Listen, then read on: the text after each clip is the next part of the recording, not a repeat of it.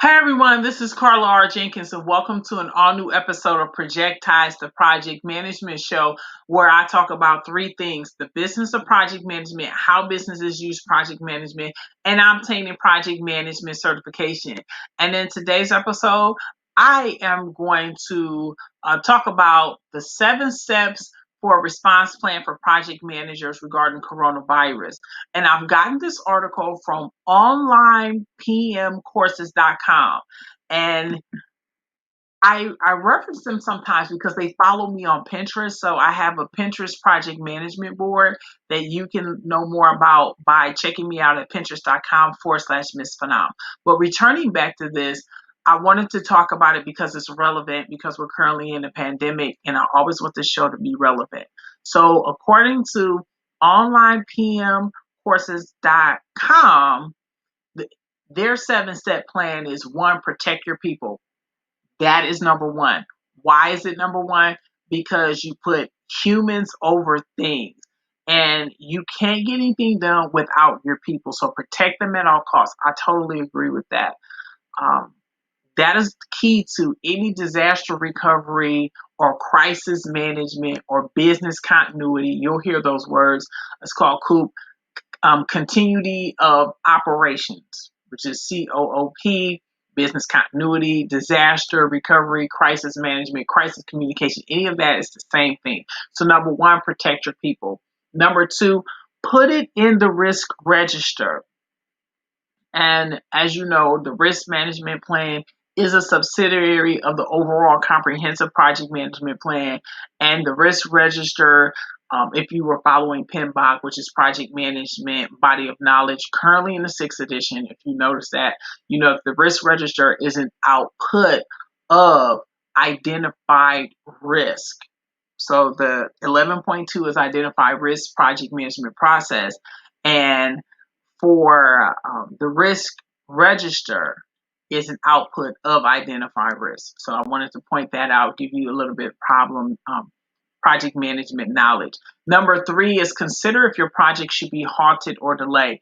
That's relevant because several states here in the United States are going back into quarantine. So I'm a native Ohioan. Ohio was on quarantine from March the 16th until May 15th when everything fully reopened. As of this date, July 14th, 2020, Ohio has not reverted back into quarantine.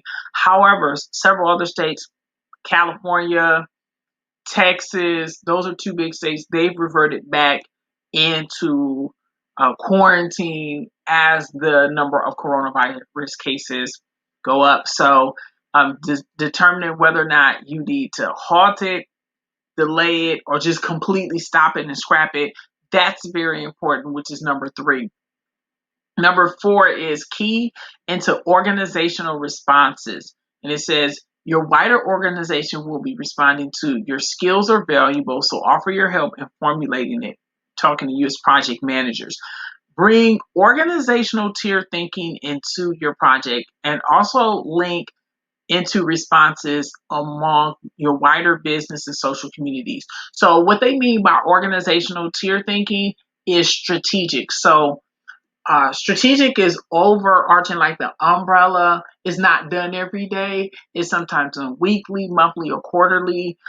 Tactical planning is done every day. However, in times like this with the pandemic, you need to implement strategic planning because you're currently still operating under crisis management because it's a pandemic. Number five is consider procurement commitments, which is huge because your business model and your business and maybe even your customers have changed. Your ability to deliver your services probably have changed. As I mentioned, if you've gone from offline to online to phase reopening, you've changed how you deliver your products and your services. And you need to see whether or not your procurement commitments are current. What what you need for procurement and what you need from buyers in July. It's not the same as February because we weren't dealing with coronavirus. Number 6, keep talking. Remember, 90% of your job as a project manager is communication. This should not be surprising. Also, what I like with the article is it says be open and candid with your team, stakeholders, and your client, boss, sponsor. As I mentioned, the priority, the top level that you prioritize during crisis communication is stakeholder communication, and a little bit of history regarding the project management body of knowledge. Prior to the 5th edition, before the 5th edition, identify stakeholders was actually in the communication management knowledge area. Um, Starting with the 5th edition of the PMBOK, identify stakeholders has its own knowledge area, which is called stakeholder management, and its own subsidiary plan within the knowledge area called stakeholder engagement plan. But stakeholders are always priorities. You as a project manager and your project team are also stakeholders.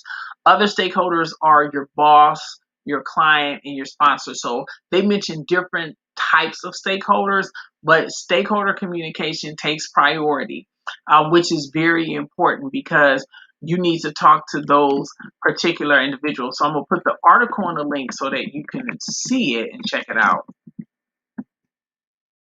Here you go right here. So whether you're watching on Periscope, Instagram Live, or YouTube Live, that's the article because I'm doing it from Lula. And then number 7 is regular review cycle to reconsider plans and responses. What I would do, since right now is July and we just passed the halfway mark of the year and we're starting in the 3rd quarter, I would use the mid-year review as a way of seeing how you progress during the 2nd quarter, because technically speaking, the coronavirus, the quarantine was at least 2 months or a month and a half of the 2nd quarter, and then you did phase reopening.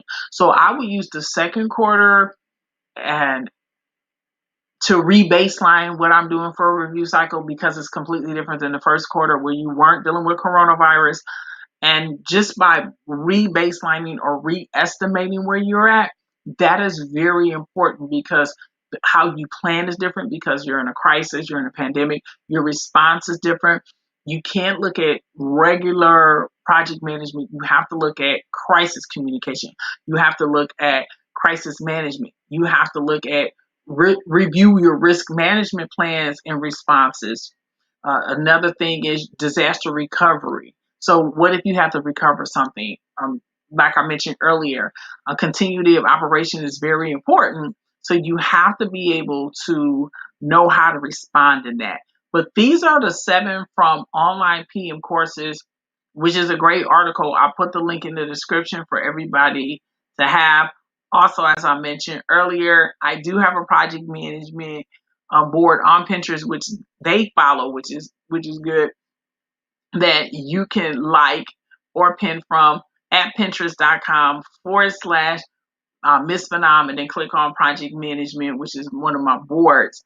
And I just wanted to once again do this 7-step COVID plan for project managers, because I always want this show to be relevant. And I feel that right now where we're at is relevant. It's a 7-step plan on how to approach coronavirus and respond to it. I'm going to do the recap. Number 1, protect your people. 2, put it in your risk register. 3, consider if your project should be halted or delayed. 4, key in organizational responses. 5, consider procurement commitments. 6, keep talking and communicating. And 7, regular review cycle to reconsider plans and responses. So that's in for the today's episode of Projectized, the project management show. Remember, I air Mondays through Fridays, 5:30 p.m. Eastern Standard Time on Instagram Live, YouTube Live, and Periscope. My universal social media handle is Carla R. Jenkins. And I would like to thank all live and replay viewers. And I often shout out people. So I would like to shout out Carmel Drop _